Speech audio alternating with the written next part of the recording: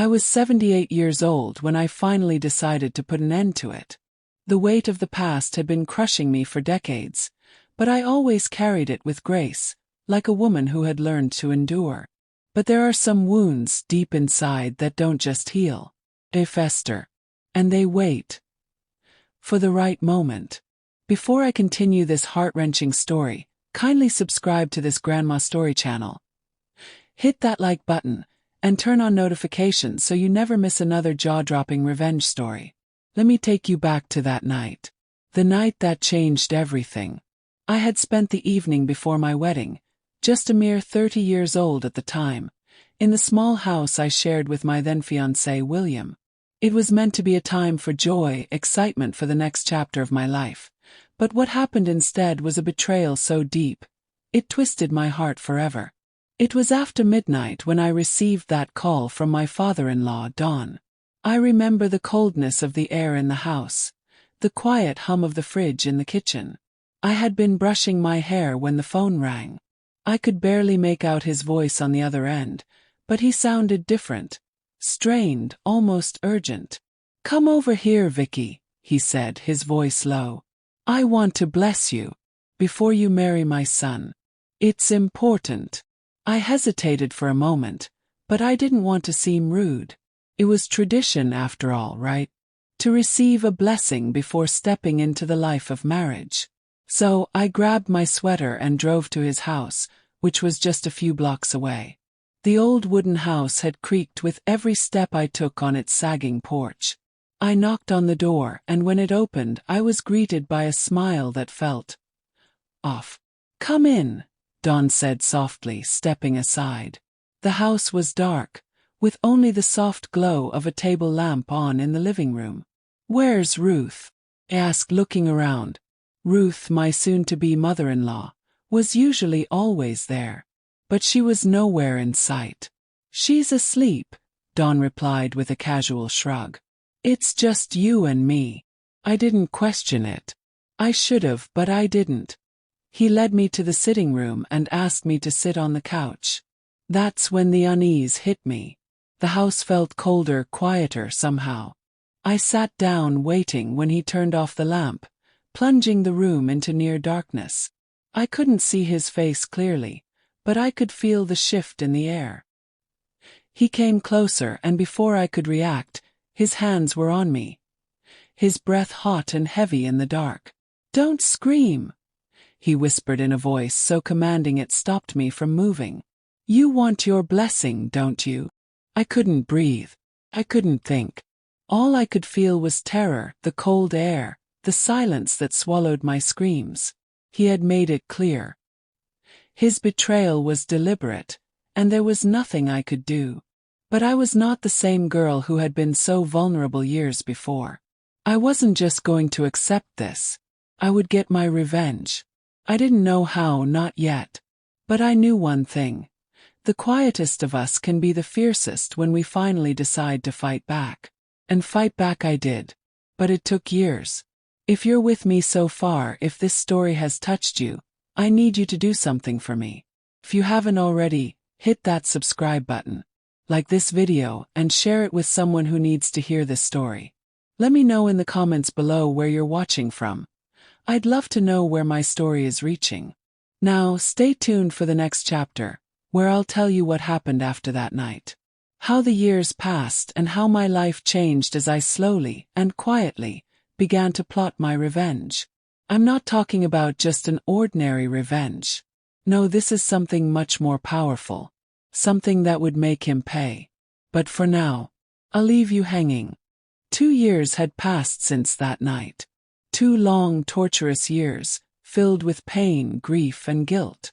But through it all, I had learned something important. I had learned to control my emotions, to keep my thoughts hidden beneath the surface. And more importantly, I had learned that revenge isn't something you rush into. It's something you plan carefully, quietly, until the moment is right.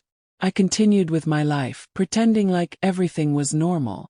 William and I got married, and life seemed to move on as it always does.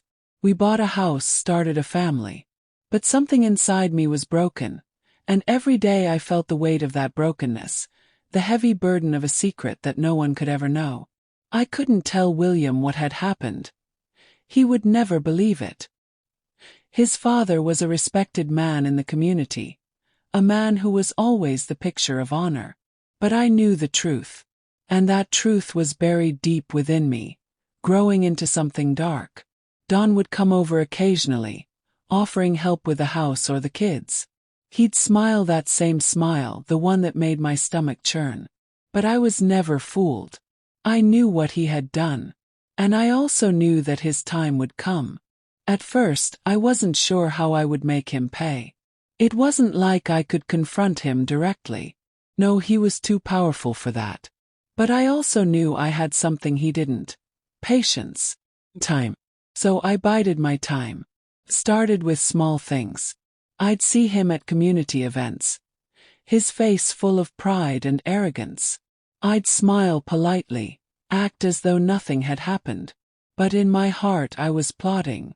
I knew he had a weakness, something that could destroy him if I played my cards right. It was just a matter of finding the right opportunity. The first breakthrough came when I discovered that Don's business, his pride and joy, was in trouble. He had invested heavily in a real estate project that was losing money fast. I overheard him talking to his lawyer one afternoon. His voice low and frantic, but I could hear the fear in it. The same fear I had once felt long ago, when I was trapped in his grip. I smiled to myself. This was it. This was my chance. I approached the situation carefully. I started getting involved in the same circles, asking questions, learning about the financial situation. I used my position as a mother and wife to get close to the people who could help me destroy him. And slowly, over the course of months, I began to gather the information I needed. But it wasn't just about the business. It was about his pride, his reputation.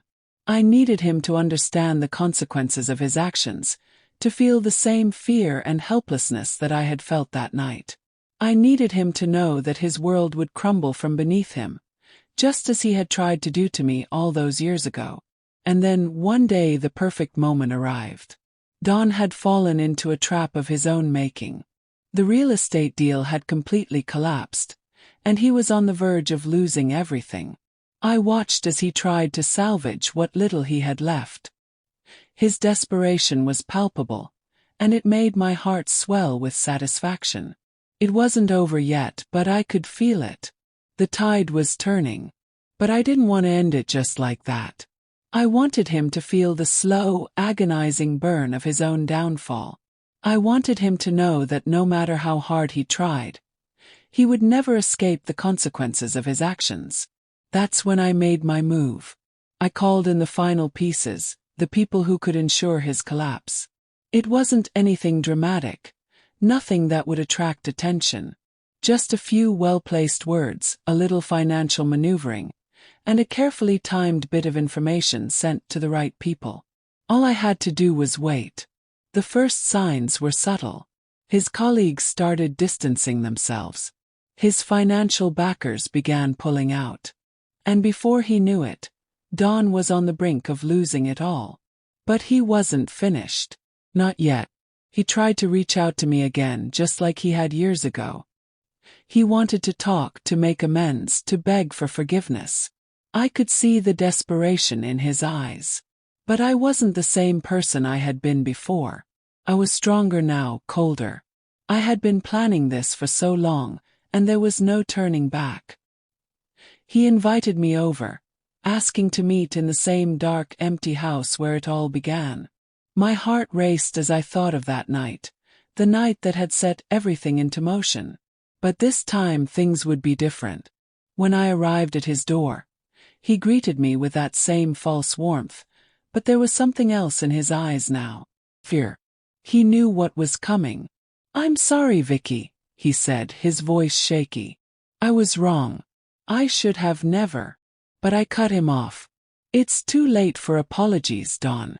It's over." And with that, the final pieces of his world crumbled. But I didn't feel the satisfaction I thought I would. Instead, I felt free. The weight had finally been lifted. The years of pain and silence had come to an end. But I never wanted to make this about bitterness. My revenge wasn't about petty satisfaction. It was about reclaiming my life, my power, and my dignity. And when I walked away from that moment, I did so with quiet strength. So, if you've been with me through this story, if you've felt every bit of the anger and heartbreak, I want you to do something for me. Like this video.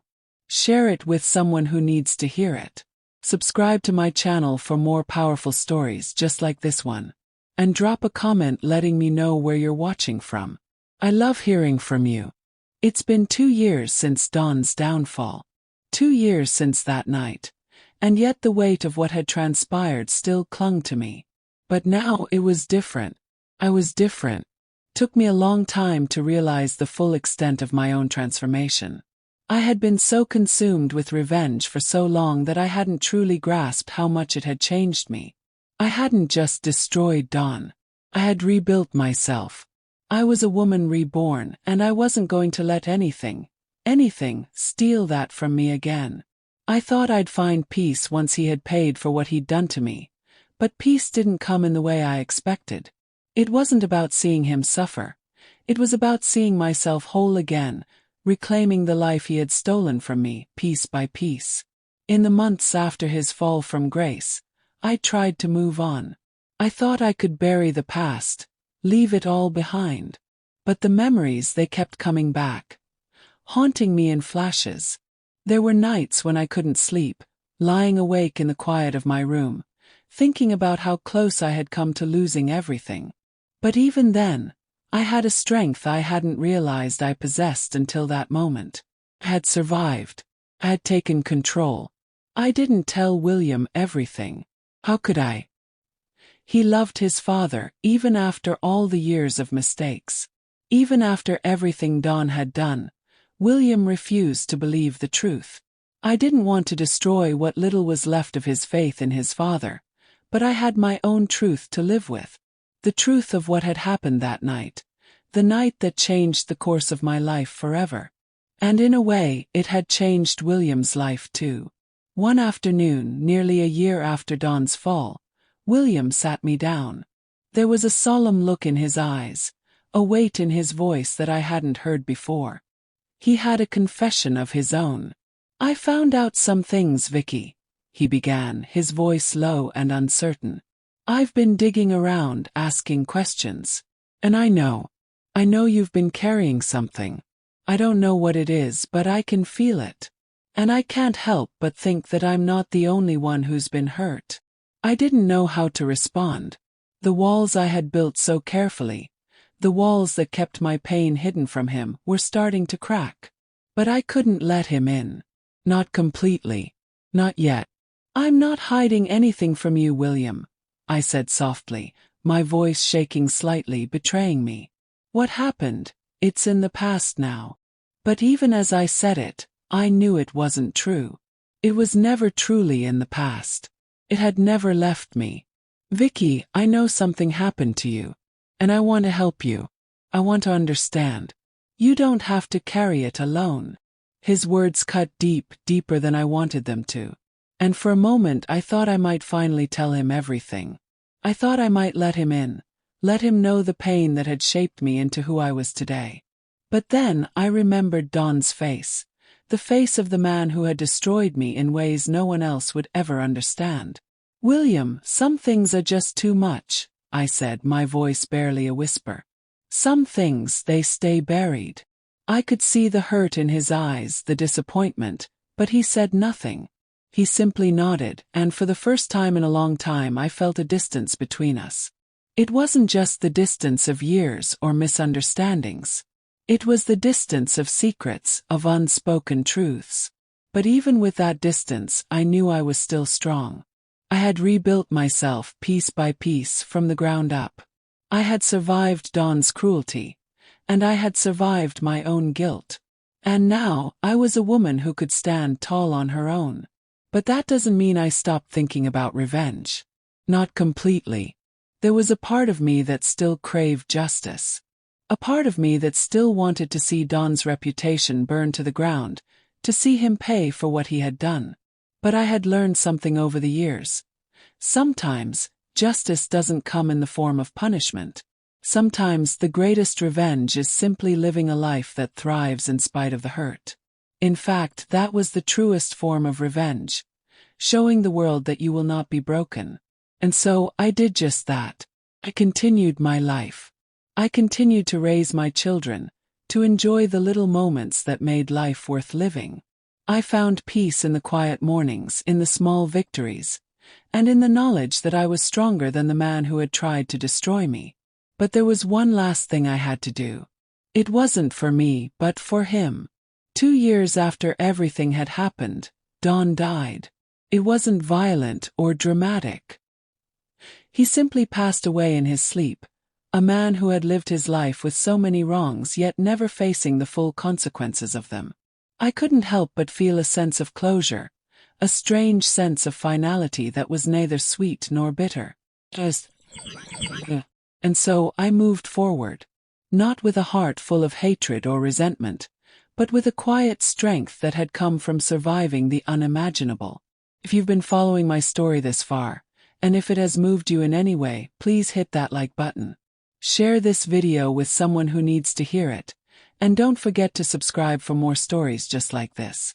And I want to hear from you. Where are you watching from? Let me know in the comments. The truth is, sometimes the hardest battles aren't fought on the outside. They're fought within. And the ones who survive are the ones who learn to let go and rebuild from the ashes. As the years passed, the grief and anger from Don's betrayal faded into something quieter, something I could carry with me without it weighing me down every day. But the story didn't end there. Life, as it always does, had a way of coming full circle, testing you when you least expected it. I had learned to love again in my own way. I found peace in the small things, gardening in the mornings, spending time with my children, and even starting to volunteer at a local nursing home. Gave me purpose. It allowed me to put my energy into something that felt right. For the first time, I was building relationships without fear, without the constant dread of betrayal hanging over me. But fate wasn't quite finished with me yet. I had been working at the nursing home for a little over 6 months when I met her. Her name was Claire, and she was 85, full of life despite the frailty that age had imposed upon her. She was sharp-witted, had a mischievous smile, and could make everyone laugh, even on the darkest days. But there was something in her eyes, a depth of sadness, a loss that she didn't speak about. One day, she sat next to me on the porch outside the nursing home, as the sun was setting. It was a peaceful evening, the sky painted in shades of orange and purple. Claire turned to me, her hands resting on her lap. "Vicky, you remind me of myself," she said softly, her voice filled with an unspoken understanding. "A long time ago, I was in a similar place." I raised an eyebrow, not sure where she was going with this. "What do you mean?" I asked. She smiled, though it was tinged with sadness. "I've had my share of betrayals too. Some from the ones I loved most. My own children. They left me here alone to die." Her words hit me like a jolt of electricity, and for the first time in a long while, I felt a connection to someone who truly understood. Someone who had lived through the same kind of pain I had, though in a different form. "What happened?" I asked quietly, my voice barely above a whisper. Claire's eyes glazed over for a moment, as though she was seeing something from the past. "I had a husband once, a good man, until he wasn't. And my children, well, they were never as close as they seemed. In the end, it was just me. Alone." I felt the weight of her words. It wasn't just her husband who had betrayed her, but her children. Her own flesh and blood had left her in a place where she was forgotten, abandoned. "I know how it feels," I said, my voice trembling with the emotion I had kept hidden for so long. "I know what it's like to be left behind by the ones you thought would never hurt you. But sometimes we're forced to rebuild on our own. And that's when we find our true strength." She nodded, a silent acknowledgement that we both understood the struggle. "You've rebuilt yourself, haven't you?" she said, her voice soft but knowing. You're stronger than you think. And just like that, everything came full circle. I had been holding on to my own pain, believing that it was mine alone to carry. But Claire's words, her story, showed me that there was more to it. I wasn't alone. I wasn't the only one who had suffered. And in a way, this nursing home, with its quiet wisdom and the people inside it, had become a sanctuary for me, just as much as I had become a sanctuary for others. A few days after that conversation, Claire passed away. It wasn't sudden. She had been in and out of the hospital for a while, but when she went, it felt like a piece of my heart went with her. Not because of the sadness, but because of the strength she had passed on to me. I went to her funeral, along with several others from the nursing home. I stood there in the back of the room, feeling the tears well up in my eyes. And as I looked around, I realized something. Life was fragile. Relationships were fragile. But the one thing that wasn't fragile, the one thing that couldn't be taken from us, was the strength to move forward. I didn't need revenge anymore. What I needed was closure. And Claire, in her own way, had given that to me. I had come to understand that forgiveness wasn't about the other person. It wasn't about letting them off the hook. It was about freeing yourself, moving forward, and giving yourself the peace that you deserve. And so I did. I moved forward. Slowly but surely. I let go of the bitterness, the anger, and even the memories of Dawn. I focused on what really mattered. My family, the people who loved me, and the life I had built from the ashes of what had once been my greatest pain. If you've been with me this far, through all the pain and the heartache, I want to say thank you. If this story has touched you, if it's made you feel something deep inside, then please take a moment to like this video. Share it with someone who needs to hear it, and leave a comment telling me where you're watching from. I love hearing from all of you. Make sure you subscribe to the channel for more powerful stories just like this. Because the truth is, sometimes the strongest people are the ones who've had to rebuild the most. And I'm living proof of that. The years had passed, but the memories never really left. They lingered in the corners of my mind, as they do for us all. But somehow with time I had learned to keep them in their place.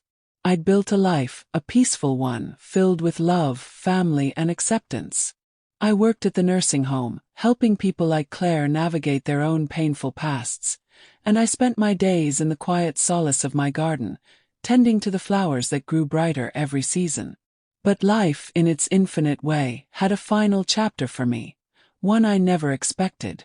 It was the fall of that year, a crisp October evening, when I got a letter in the mail.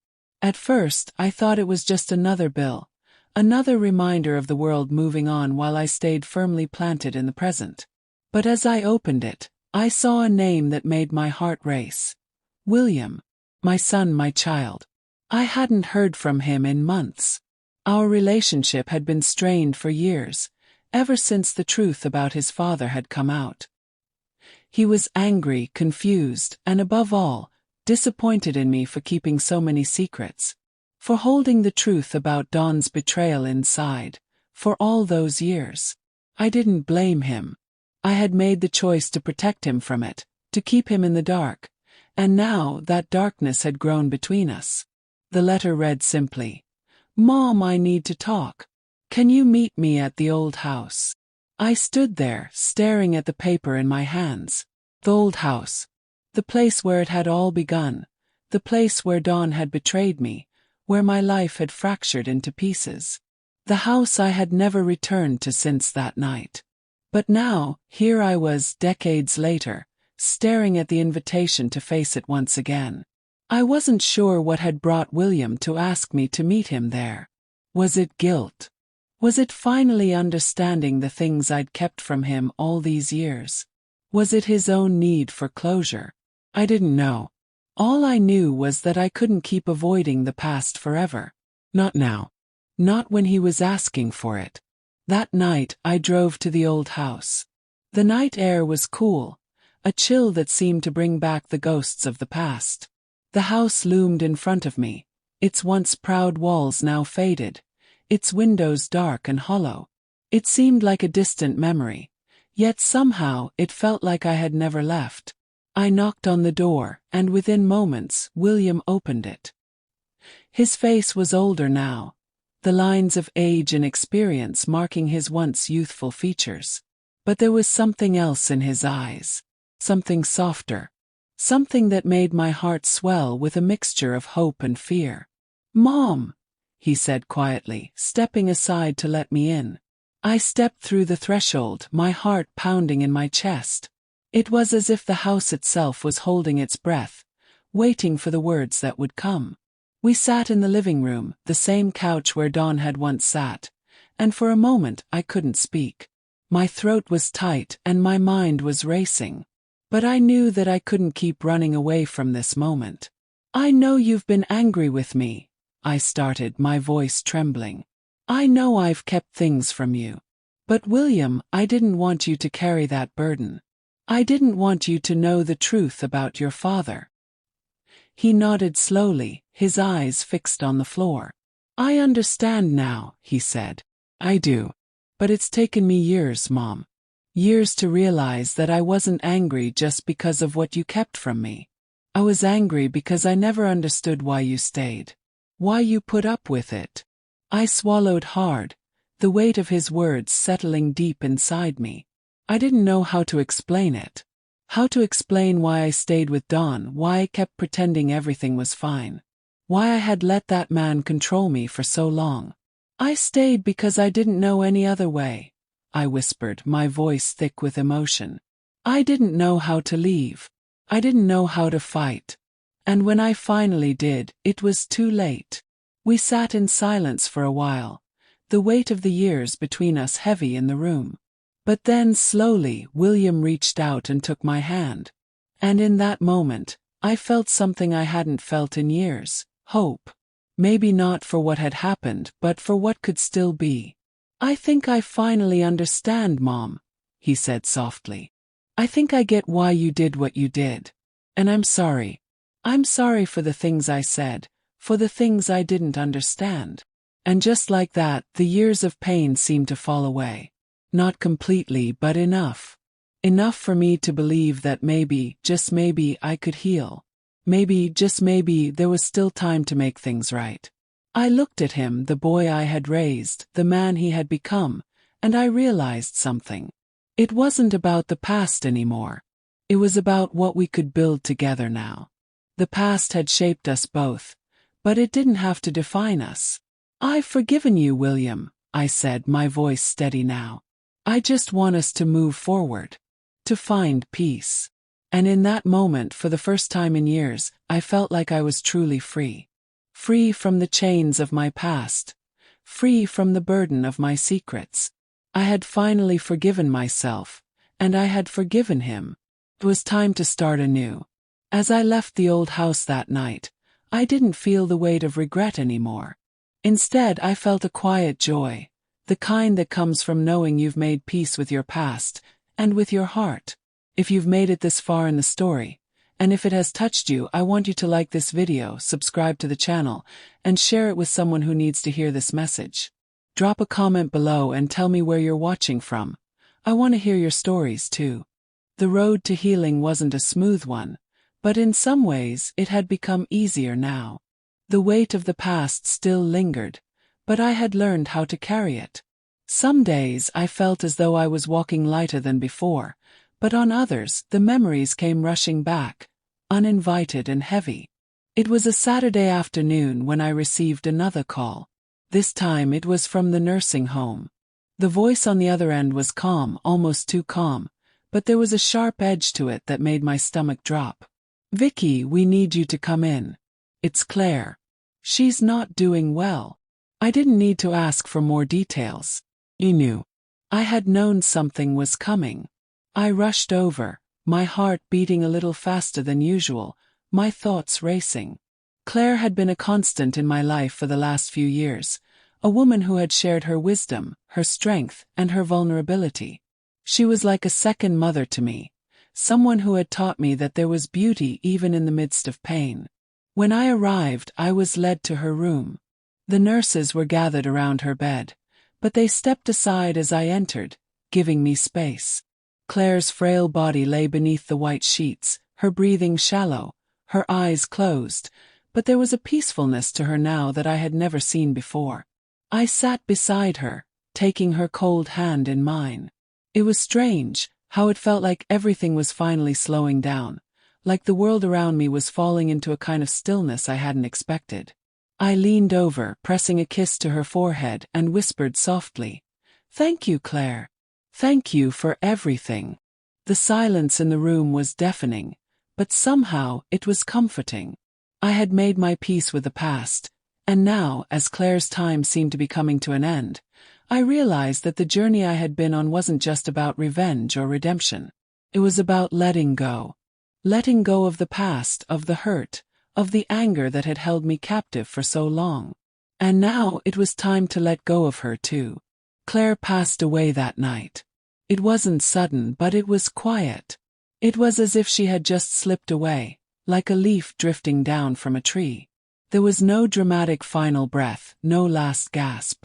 Just a peaceful exit, one that made me think that maybe, just maybe, she had already found her peace long before the end came. Her funeral was a small affair, just the people who truly loved her. I stood by the grave, a quiet presence among the mourners. I didn't cry, not because I didn't feel the loss, but because I knew that Claire was exactly where she needed to be. Her life had been full of struggles, but she had never let those struggles break her spirit. In some ways, I felt she had passed that strength on to me. I went back to my life, but it was different now. I didn't seek revenge anymore. I didn't even need validation. I had learned that life was not about waiting for someone to make it right for you. It was about making it right for yourself.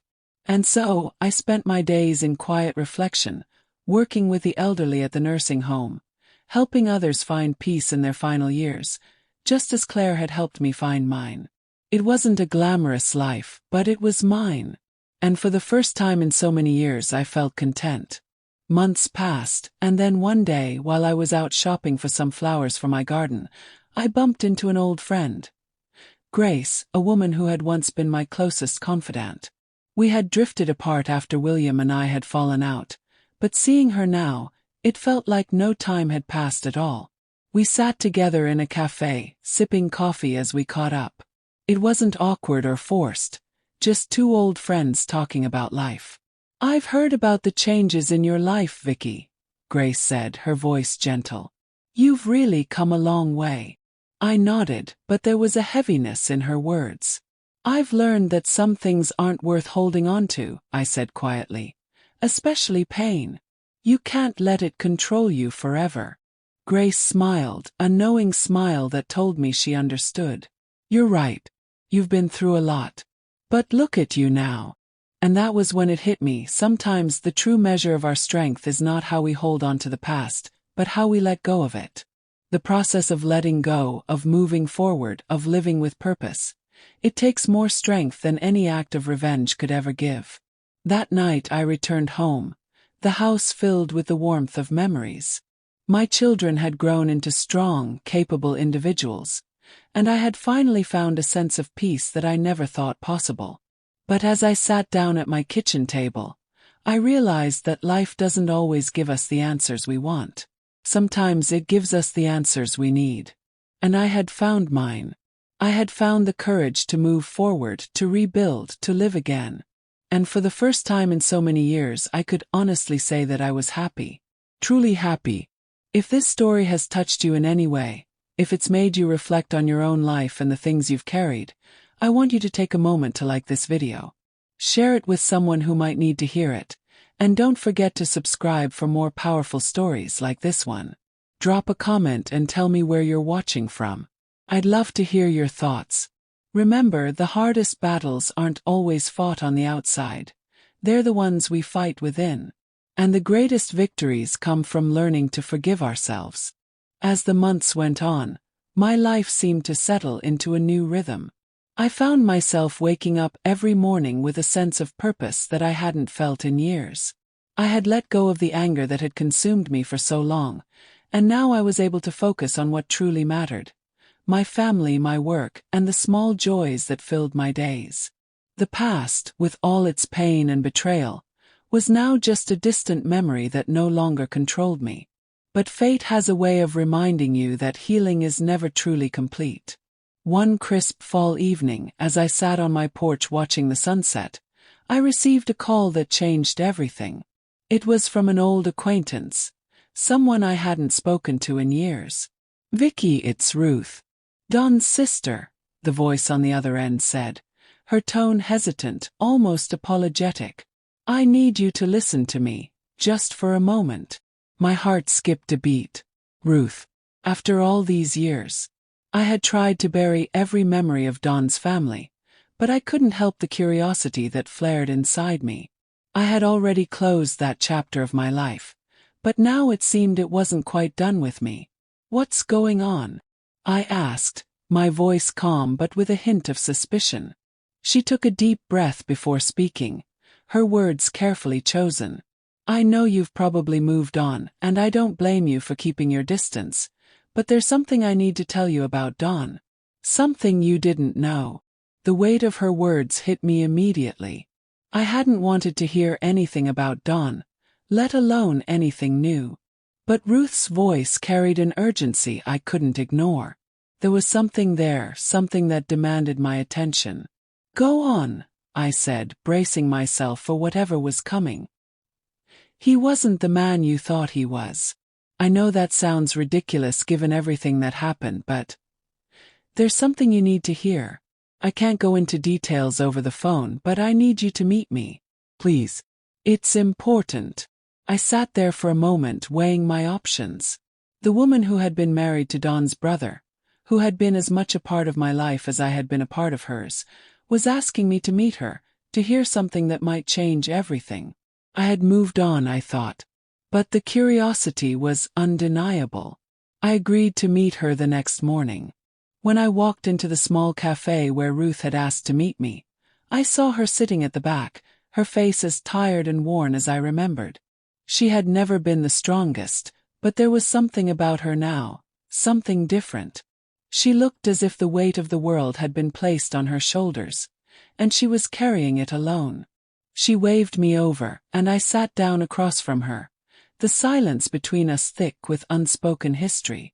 "I'm sorry, Vicky," she said, her voice shaky. "I've carried this burden for too long. I've tried to protect my family, but the truth is, Don's death wasn't just the result of old age. There's more to it than that." My pulse quickened. "What do you mean?" Ruth hesitated, taking a sip of her coffee before speaking again. "I've been going through his old things, trying to make sense of everything. And I found something that I wish I'd never seen. But now I need you to know." She pulled a small envelope from her bag, her hands trembling slightly as she handed it to me.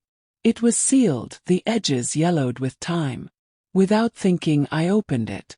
Inside there were photographs. Photos of Don. Pictures I had never seen before. Pictures that made my heart freeze. There, in black and white, was Don standing next to a woman I didn't recognize. Her face was partially obscured, but the familiar lines of his face were unmistakable. But that wasn't the shocking part. It was the child in her arms. A child that, to my horror, looked strikingly like William. Ruth saw the shock on my face and quickly added, "I never knew. Had no idea. I think he kept it hidden, even from me. But that child was his." The world seemed to tilt beneath me. I felt dizzy, my breath coming in short bursts as I looked at the photographs. What was Ruth telling me? What did this mean? Was William truly Don's son? Had I been living a lie for all these years? "Why didn't you tell me this sooner?" I asked, my voice barely a whisper. I didn't know how. I didn't know what to do with this information. But now, with everything that's happened, I felt like you needed to know. I sat back in my chair, the weight of her words sinking in. This was not the closure I had imagined. This was a bombshell, one that threatened to undo everything I had worked so hard to rebuild. But as I looked at the pictures, I realized that this was yet another piece of the puzzle. It was as if the past, with all its secrets and betrayals, had finally caught up with me, demanding to be acknowledged. I didn't know what I was going to do with this information, or how it would affect my relationship with William. But one thing was clear: nothing, absolutely nothing, was as it seemed. I stood up slowly, my legs shaky, and gave Ruth a tight nod. "Thank you for telling me. I don't know what this means yet, but I'll figure it out." She nodded, her eyes filled with a mix of guilt and relief. "I know. I just hope you find the peace you deserve, Vicky." As I left the cafe, my mind was spinning. The path forward, which had once seemed so clear, was now clouded with uncertainty. But as I stood outside, the cool autumn air biting at my skin, I made a silent promise to myself. I would find the truth. I would uncover the past, no matter how painful it was, and I would deal with it on my own terms. Because the truth, no matter how hard it was to face, was the only thing that could set me free. And now I had to decide. Would I confront William with this shocking revelation? Would I tell him the truth about his father's betrayal, the secret child, the legacy of lies? Or would I let it all go, accepting that some things are better left buried? If you've made it this far, I hope this story has touched you, made you think about your own life and relationships. Please like this video, share it with someone who might need to hear it, and subscribe to my channel for more emotional and powerful stories like this one. Let me know in the comments where you're watching from. I love hearing from all of you. The days after that conversation with Ruth passed in a blur. I couldn't stop thinking about what she had told me. The photos, the truth about Dawn's secret child. The weight of it all felt like a suffocating fog. But it wasn't just the shock of the revelation that had me spiraling. It was the question that kept gnawing at me. What did this mean for William? I spent the following weeks avoiding him, unable to face him with this new knowledge. He had always been the light of my life, my pride and joy. The thought that his whole existence could be a lie was too much to bear. How would I even begin to tell him? How would I navigate the delicate threads of our relationship if I revealed this truth? But the more I avoided him, the more it felt like a betrayal. William deserved to know, even if it tore him apart. He deserved to understand the truth about his father, no matter how painful it might be. And so, on a chilly evening in early November, I decided I couldn't wait any longer. I called him and asked him to come over. He agreed without hesitation, and when he arrived, I led him to the living room, my heart pounding in my chest. "Mom, what's going on?" he asked, his brow furrowed in concern. I could see the tension in his face, the unspoken question in his eyes. He knew something was off, but he didn't know what. "Sit down, William," I said softly, gesturing to the couch. "There's something I need to tell you." He sat down, his eyes never leaving me. I took a deep breath, steadying myself before I spoke. "Do you remember the night before my wedding?" I asked, my voice trembling slightly. He nodded, but there was confusion in his eyes. "Yeah, remember. It's a long time ago, Mom. What does this have to do with now?" I took another breath, trying to keep my composure. "It has everything to do with now. William, I've kept something from you for a long time. And it's time you knew the truth. About your father. About Dawn." His eyes darkened, and I could see the old wounds flare up in his gaze. I knew he still had unresolved anger about his father's past, about the things Dawn had done. But what I was about to tell him would change everything. And I wasn't sure if we'd ever be able to go back to the way things were. "Mom, I've already heard a lot about Dawn. I don't know what else you can say that'll change my view of him." I shook my head slowly, my hands trembling as I picked up the envelope Ruth had given me weeks ago. "It's not about what you think you know. It's about what you don't know. And I'm sorry I never told you before, but there's something you need to understand." I handed him the envelope, the photos inside now seeming heavier than ever. He took them cautiously, his eyes scanning each picture as his face slowly drained of color. I could see the confusion, then the realization, creeping into his expression. Is this a joke?" he whispered, his voice barely audible. That's me, isn't it?" I nodded, the words stuck in my throat. "Yes, William. That child in those photos. That's you." Don had a secret. He had a child with another woman, a woman who lived in the same town, a woman you never knew about. He stood up abruptly, the photos slipping from his hand and fluttering to the floor. I could see his hands shaking as he ran them through his hair, the weight of the revelation crashing down on him. This isn't possible, Mom. He would have told me.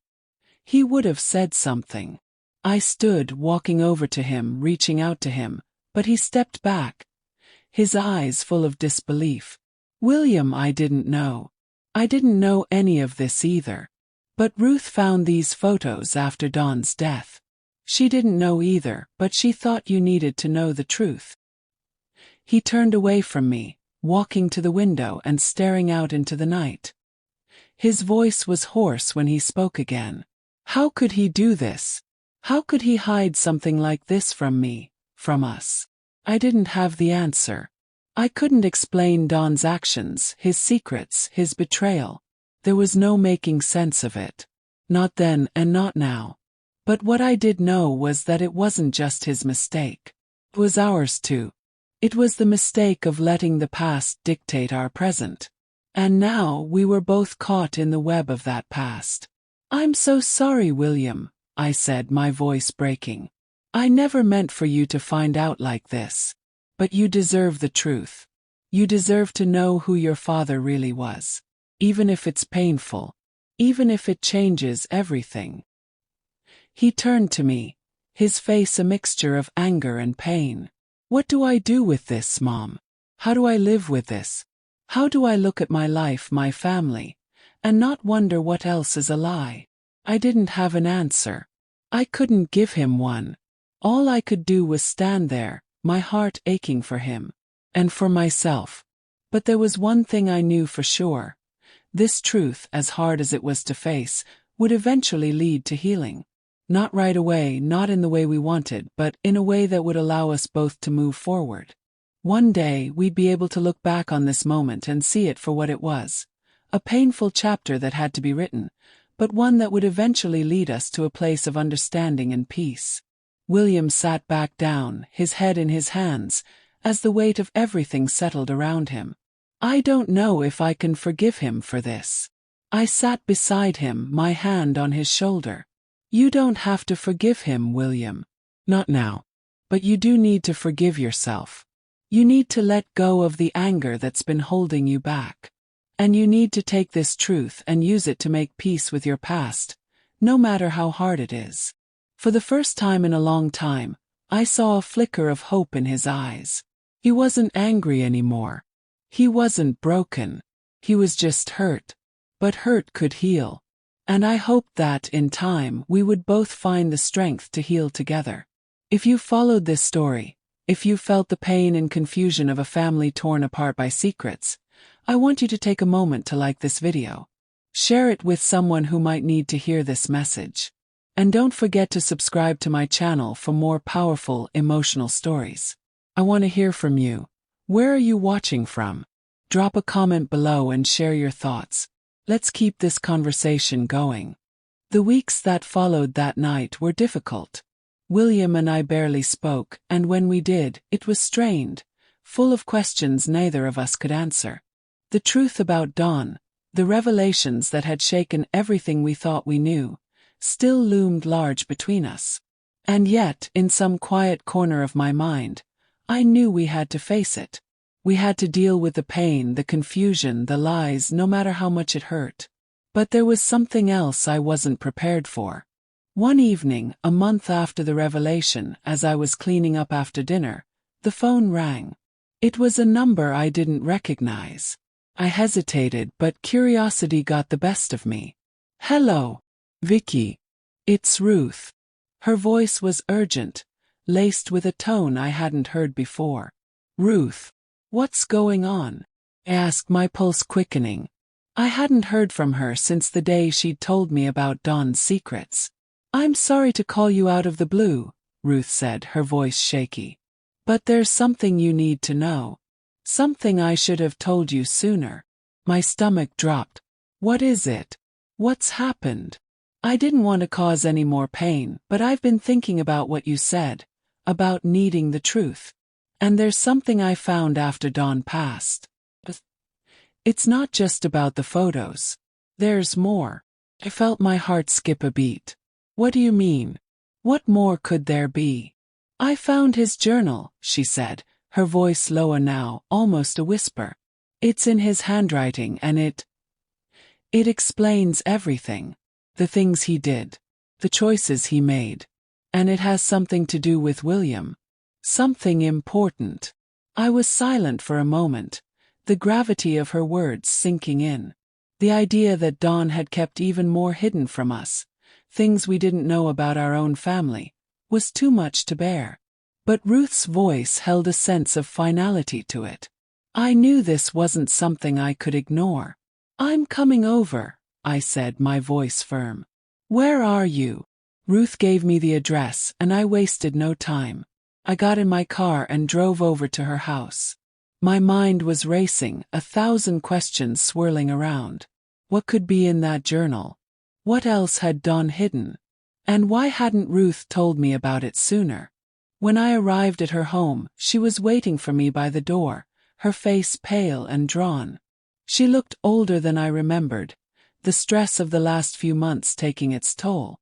She led me inside, and we sat down at her kitchen table. She handed me a small, worn journal, the leather binding cracked and faded. "I've read through it," she said quietly. "But I didn't understand everything. Some parts are hard to make sense of." I took the journal from her, my hands trembling. The weight of it felt significant, like holding the key to a mystery that had haunted us for decades. I opened it slowly, the pages yellowed with age, the ink fading in some places but still legible. I flipped through the first few pages, the writing shaky but clear. It was Don's handwriting, and it was filled with details I hadn't expected. Thoughts on family, regrets, moments of clarity that had eluded him during his life. But as I turned to the last few pages, my breath caught in my throat. There, scrawled in large letters, were words I hadn't anticipated. "I've made a mistake," Don had written. "And I've made it so many times, I don't know if I can fix it. But the truth about William, he isn't mine. He never was. He's the son of someone else. A man I wronged, a man whose life I ruined.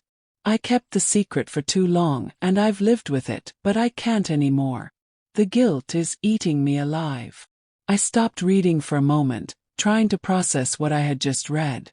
What was this? Was it some kind of confession? A final attempt at redemption? My mind spun in confusion as I read the rest. "I've been trying to protect him," Don continued in his final lines.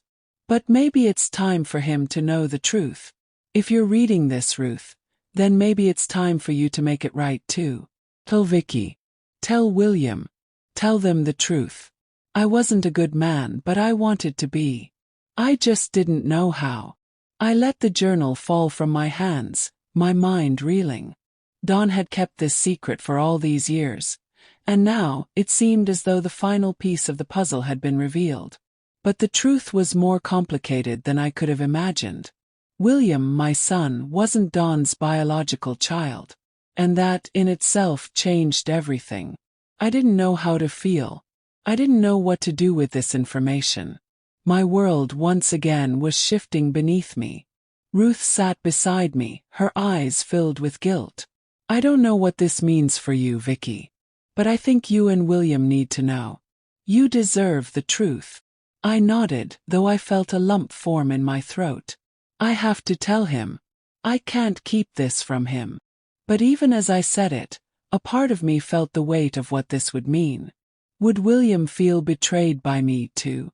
Would he want to know the truth? And how could I possibly explain it all to him without destroying the fragile bond we had just started to rebuild? The truth, no matter how painful, had to come out.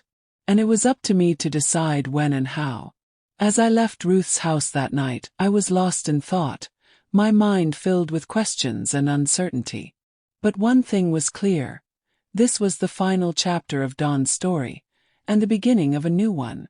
One that would require strength, courage, and the kind of truth that could either heal or tear us apart.